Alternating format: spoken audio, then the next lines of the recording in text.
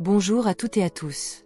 Bienvenue sur Version améliorée, votre chaîne dédiée au partage de connaissances pour un développement personnel holistique à travers le prisme des plus grands livres.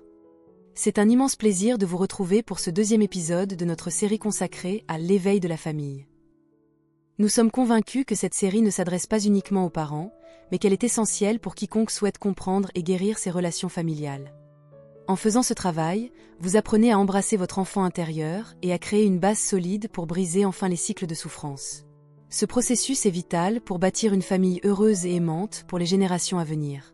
Dans l'épisode précédent, nous avons exploré l'idée transformatrice selon laquelle les enfants entrent dans notre vie pour nous aider à nous voir clairement.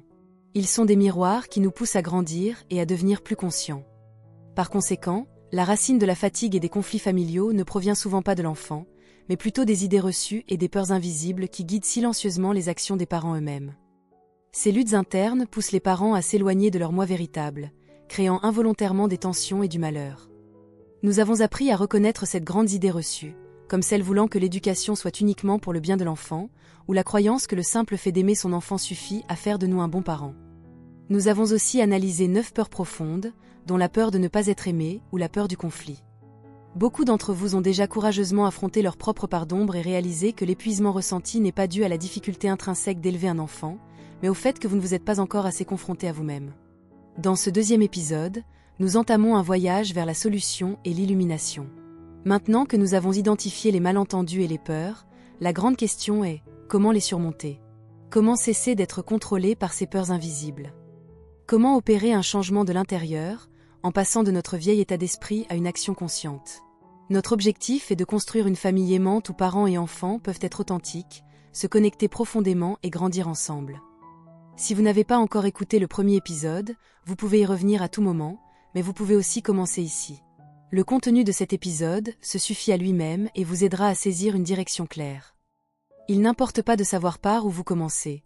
L'essentiel est de vous connecter véritablement à vous-même tout au long de ce parcours. Écoute attentivement. C'est le moment idéal pour passer de la peur à la conscience. Derrière chacune de nos réactions envers nos enfants, il y a toujours des courants sous-jacents de peur. Cependant, c'est précisément en affrontant ces peurs que nous avons l'opportunité de nous débarrasser des vieux schémas de pensée et des façons immatures d'interagir que nous portons inconsciemment depuis des années. Ces réactions ne se limitent pas à l'éducation. Elles imprègnent presque tous les aspects de votre vie. Votre rapport à l'argent, votre gestion du stress, la façon dont vous traitez votre corps et votre vision du succès ou de l'échec. À première vue, nous pensons qu'il s'agit de choix personnels, mais en réalité, la majeure partie de nos comportements est guidée par des puces programmées dès le plus jeune âge, les schémas émotionnels familiaux. Ces schémas sont des façons familières de ressentir, de réagir et de se comporter émotionnellement, transmises de génération en génération. Ce schéma n'a pas commencé avec vous, il existait peut-être bien avant votre naissance. C'est souvent le résultat de traumatismes, de carences et de peurs héritées de vos ancêtres. C'est pourquoi il est si difficile de les reconnaître. Ils sont si familiers que vous les confondez avec votre propre personnalité. Ils sont même considérés comme « normaux » dans votre famille. Généralement, ce n'est que lorsque vous devenez parent, que vous traversez une crise ou que vous entrez dans une relation intime profonde que ces schémas deviennent évidents, à condition que vous acceptiez de les voir. Par exemple, si vous avez été élevé dans une discipline stricte ou avec des attentes élevées, vous pourriez devenir instantanément furieux lorsque votre enfant fait une erreur. C'est l'instinct de contrôle qui vous a aidé à survivre dans votre ancien environnement qui refait surface. Ou peut-être avez-vous grandi dans une famille où les émotions étaient vues comme une faiblesse. Quand votre enfant pleure ou fait une colère, vous vous sentez frustré et lui demandez vite d'arrêter. Ce n'est pas parce que l'enfant a tort, mais parce que votre propre vieux ressentiment est activé. Si vous avez grandi en devant toujours être sage et plaire aux autres, vous serez mal à l'aise quand votre enfant osera dire non. Il touche à une peur du rejet que vous n'avez jamais nommée. Reconnaître ces schémas vous aide à ne plus blâmer vos parents ou votre enfant. Vous comprenez simplement qu'il s'agit d'un vieux cycle qui tourne encore. Pour retirer ces puces émotionnelles, écrivez d'abord ce qui vous fait peur chaque fois qu'une émotion monte. Une fois que vous avez cette liste, utilisez la méthode du « oui, mais ». Ici, le « oui » signifie l'acceptation. Vous admettez que la peur influence vos pensées sans vous juger. Le « mais » représente le choix conscient. Oui, je ressens cette peur, mais en ce moment, je choisis de ne pas la laisser prendre le volant. Je choisis une nouvelle action. Cette simple phrase vous redonne votre souveraineté. Par exemple, Oui, j'ai peur que mon enfant échoue, mais je choisis de croire en ses capacités et de lui donner le droit à l'erreur. Ou encore, oui, j'ai peur d'être jugé comme un mauvais parent, mais je choisis d'écouter les vrais besoins de mon enfant plutôt que l'opinion des autres. Chaque oui, mais est un petit moment de conscience qui, répété, brise les vieux schémas. En fin de compte, ce voyage nécessite de séparer l'amour de la peur. Comme mentionné dans le livre Conversation avec Dieu, toutes les pensées et actions humaines sont basées sur deux émotions fondamentales, la peur et l'amour. Toutes les autres émotions ne sont que des variations. Nous oscillons souvent comme un pendule entre les deux. À un moment donné, nous aimons quelqu'un tout en craignant qu'il ne dévie de nos attentes. Lorsque cela arrive, nos actions de contrôle sont souvent déguisées sous les mots « c'est par amour ». L'auteur partage le cas d'une mère et de son fils de 11 ans qui se disputaient sans cesse. Un jour, elle l'a surpris sur son iPad au lieu de réviser. Sous le coup de la colère, elle l'a privé de l'anniversaire de son meilleur ami. Dans le conflit qui a suivi, elle s'est blessée. En thérapie, elle a réalisé que la réaction de son fils était un mécanisme d'autodéfense contre son énergie dure et contrôlante. En écrivant ses peurs, échecs, faiblesses, inutilités, et en les opposant à son amour, vouloir le meilleur pour lui, reconnaître sa gentillesse, son cœur s'est adouci. Elle a compris qu'une action issue de la peur crée la défense, mais qu'une action issue de l'amour crée l'ouverture et la confiance. L'amour voit, permet et fait confiance au processus naturel de l'autre. L'auteur partage également un magnifique poème pour vous aider à voir votre enfant comme un cadeau du ciel plutôt qu'une source de problèmes. Ce poème vous invite à écouter avec le cœur plutôt qu'avec l'intellect d'un professeur. Puissiez-vous avoir la chance d'avoir un enfant comme celui-ci. Il vous résiste pour que vous appreniez à lâcher prise sur le contrôle. Il désobéit pour que vous appreniez à écouter plus profondément. Il procrastine pour que vous appreniez à ralentir et à respecter le rythme naturel de la vie. Il oublie pour que vous appreniez à ne pas vous accrocher aux formes. Il est hypersensible pour que vous appreniez à être inébranlable. Il est distrait pour que vous appreniez à être présent. Il ose résister pour que vous appreniez à dépasser vos vieilles façons de penser. Il connaît la peur pour que vous appreniez à faire confiance à la vie. Puissiez-vous avoir la chance d'avoir un enfant comme celui-ci. Pour bâtir une famille consciente, vous avez besoin de 9 compétences clés qui servent de fondation à une pensée éclairée. Ce ne sont pas des astuces pour gérer les enfants, mais des moyens de cultiver votre force intérieure. La première compétence est de passer de l'attente à la présence. Derrière chaque peur parentale se cache l'anxiété d'une attente non comblée. L'éducation traditionnelle suppose que les parents sont supérieurs. Cependant, les attentes concernent le futur et contredisent souvent le présent. Cela crée un fossé où l'enfant abandonne son moi véritable pour chasser une image idéale. C'est un traumatisme sérieux. En déplaçant votre focus, vous devenez pleinement présent dans la réalité actuelle de l'enfant. La deuxième compétence est de passer de la réaction impulsive au compagnonnage.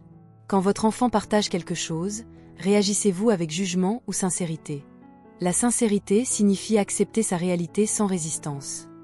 Si vous lui dites sans cesse « tu devrais faire ceci », il finira par ne plus vous parler. En supprimant le déclencheur émotionnel, vous pouvez le guider avec fermeté mais avec amour, en vous concentrant sur la cause et l'effet plutôt qu'en critiquant sa nature. La troisième compétence est de passer du chaos à la paix. Le calme véritable est vital. Si vous êtes constamment excité par les réussites extérieures, votre enfant croira que le succès ne se trouve qu'en dehors de lui-même. Des parents stables n'ont pas besoin de crier pour être entendus. Utilisez la méthode du « silence de 5 minutes » pour garder l'esprit calme lors d'une crise. La quatrième compétence est de passer du champ de bataille à la négociation. L'agression chez l'enfant est souvent une défense. En passant d'une mentalité gagnant-perdant à une mentalité gagnant-gagnant, vous encouragez la coopération. Au lieu de se battre pour la télécommande, demandez « tu veux ceci, je veux cela ». Comment créer un plan, c'est qui nous rende tous les deux heureux. Cela demande du temps, mais bâtit le respect mutuel. Cela s'applique aussi aux fratries. Étiqueter un enfant comme sage et l'autre comme difficile crée de la compétition. Les parents doivent rester impartiaux. La cinquième compétence est de passer de l'émotion au ressenti. Décharger sa colère n'est pas exprimer ses sentiments. Quand les parents perdent le contrôle, les enfants apprennent à les craindre plutôt qu'à les respecter. La solution est de dire simplement « je suis fatigué » ou « je me sens triste ». Quand le ressenti est exprimé, l'émotion perd son pouvoir d'explosion. La sixième compétence est de passer de la critique à l'empathie. L'empathie véritable n'exige rien. C'est un échange d'énergie dans l'instant sans exiger de résultats spécifiques. La 7e compétence est de passer de la discipline aux règles éclairées. Une famille consciente n'est pas une famille chaotique. Elle a des règles qui servent le moi supérieur. Elles doivent se concentrer sur le respect de soi, de l'environnement, de la vie intérieure et de la communauté. La 8e compétence est de passer de l'intervention restrictive à l'indépendance. Surprotéger un enfant crée de l'anxiété. Les parents doivent cesser de lier leurs propres émotions à celles de leur enfant. Séparez votre tristesse de la sienne. Enfin, la 9e compétence est de passer de l'incarnation d'un rôle à l'absence de rôle. Le rôle de parent est souvent là où l'ego se cache. Pour y échapper, apprenez des 4 éléments. La terre soutient sans jugement, l'air est partout sans envahir, le feu transforme par la chaleur, l'eau s'adapte au terrain. Quand vous mettez de côté le rôle, l'amour véritable fleurit. J'ai consacré 2 longues vidéos à ce sujet car je crois que la transformation de la façon dont nous élevons la prochaine génération est la mission la plus fondamentale d'une vie humaine. C'est réparer l'âme d'une famille entière. Les parents portent une armure lourde, responsabilité, attente, cicatrice. Il faut un courage extraordinaire pour se regarder en face, mais ce moment de conscience peut fermer la porte à des générations de souffrance. J'espère que ces pensées toucheront votre cœur et apporteront un sourire sur votre visage. À tous les individus courageux qui portent cet immense appel de la parentalité, vous n'êtes pas seuls. Merci d'avoir écouté cette plongée profonde dans l'éveil de l'âme familiale. Si vous avez trouvé cette vidéo utile et croyez en la mission de guérir les relations familiales, prenez un moment pour nous soutenir. Partagez cette vidéo avec un ami ou un parent qui lutte peut-être. Vous ne savez jamais à quel point une petite prise de conscience peut changer une journée. S'il vous plaît, mettez un « j'aime » pour aider cette vidéo à toucher plus de monde, et n'oubliez pas de cliquer sur le bouton s'abonner et d'activer la cloche de notification. En rejoignant la communauté version améliorée, vous vous engagez envers votre propre croissance et nous aidez à créer plus de contenu qui guérit et renforce. Nous sortons de nouvelles vidéos chaque semaine, chacune conçue pour vous aider à devenir la meilleure version de vous-même. Merci encore pour votre soutien incroyable, et je vous retrouve dans notre prochaine vidéo. Restez conscients et restez aimants.